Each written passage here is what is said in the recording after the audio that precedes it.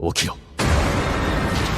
Episode 3 की शुरुआत वहीं से होती है जहां एपिसोड 2 खत्म हुआ था। किकोरू शिनोमिया काइजू नंबर 9 से लड़ती है, वाइल काफका फिर से अपने आप को ट्रांसफॉर्म नहीं कर पाता। इवेंचुअली काइजू नंबर 9 उन दोनों को अपने अटैक से इंजर करता है, मगर किकोरू हार नहीं मानती और अपने गुस्से को उस पर अनलीश करती है। वो लिटरली काइजू नंबर 9 को टुकड़ों में काट देती है और तभी हमें उसका एक फ्लैशबैक देखने को मिलता है, जहाँ किकोरू को याद आता है कि बचपन में उसने अपनी माँ को प्रोटेक्ट करने का वादा किया था, लेकिन एक काइजू हादसे में उसकी माँ जो डिफेंस फोर्स की कैप्टन होती है मार दी जाती है। और फिर उस दिन से किकोरू अपने आप से एक प्रॉमिस करती है कि वो सबसे स्ट्रॉन्गेस्ट डिफेंस फोर्स ऑफिसर बनेगी और अपने दोस्तों और लव्ड वंस को प्रोटेक्ट करेगी। वापस प्रेजेंट डे में किकोरू काइजू नंबर 9 से लड़ते हुए रियलाइज करती है कि शायद काइजू नंबर 9 ही काफका की ट्रांसफॉर्मेशन को ब्लॉक कर रहा है। फिर एक के बाद एक amazing fighting style techniques unleash करके किकोरू काइजू नंबर 9 को बहुत इंजर करती है ताकि उसकी रिजेनरेशन स्लो हो जाए और तभी वो काफका को ट्रांसफॉर्म होने का सिग्नल देती है। लेकिन काफका फिर से अपनी ट्रांसफॉर्मेशन में फेल हो जाता है। मतलब काइजू नंबर 9 काफका की ट्रांसफॉर्मेशन को ब्लॉक नहीं कर रहा था।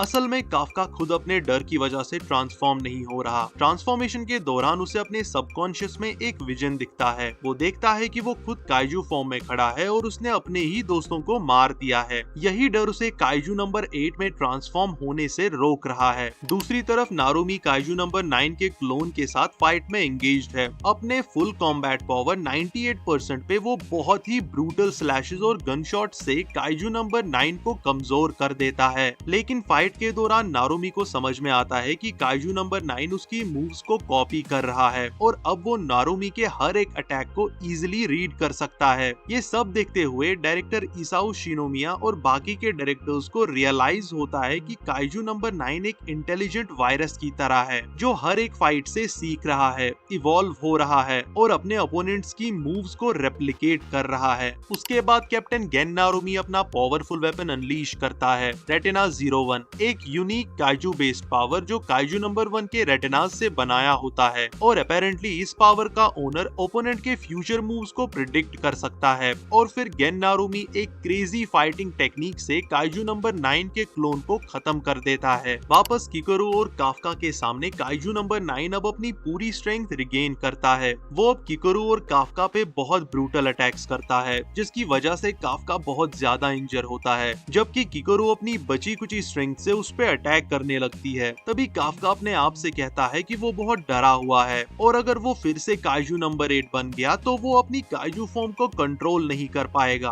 और वो अपने दोस्तों को मार देगा। तभी ये सब किकोरू सुन लेती है और वो काफका को एक पावरफुल लाइन कहती है कि अपने दोस्तों को अंडर एस्टिमेट मत करो और उससे भी ज्यादा अपने आप को भी अंडर एस्टिमेट मत करो। मतलब वो काफका को समझाती है कि उसे अपने दोस्तों को कमजोर नहीं समझना चाहिए और काफका को भी कमजोर नहीं बनना चाहिए, बल्कि उसे अपने डर का सामना करना चाहिए। और बस ये वर्ड सुनकर काफका हिबिनो फाइनली अपने फियर से फ्री हो जाता है और सक्सेसफुली ट्रांसफॉर्म हो जाता है इनटू काइजू नंबर 8। लेकिन इस बार वो पहले से ज्यादा पावरफुल, कंट्रोल्ड और फोकस लगता है। फिर एक पावरफुल पंच से काफका काइजू नंबर 9 को डिमोलिश कर देता है और एपिसोड यहीं पे खत्म हो जाता है। अगर देखे तो इस एपिसोड में 3 मेजर हाइलाइट्स थे जो स्टैंड आउट करते हैं। पहला, गेन नारुमी की फाइट, वो बहुत ही एपिक लेवल की फाइट थी, स्पेशली उसका पावरफुल स्किल रेटिना 01 का रिवील बहुत ही कूल था। एक डेडली स्किल जो ओरिजिनल काइजू से लिंक्ड है और जिसकी वजह से उसने काइजू नंबर 9 के क्लोन को 1-on-1 फाइट में हरा दिया। दूसरा, इस एपिसोड में हमें किकोरू शिनोमिया के पास्ट और उसके इमोशनल जर्नी को देखने को मिला। अपनी माँ को खो देने के बाद उसका स्ट्रॉन्गेस्ट काइजू हंटर बनने का प्रॉमिस उसके कैरेक्टर को काफी ज्यादा डेप्थ देता है। तीसरा, काफका हिबिनो का ट्रांसफॉर्मेशन फेल होने का रीजन उसका गिल्ट और फियर था।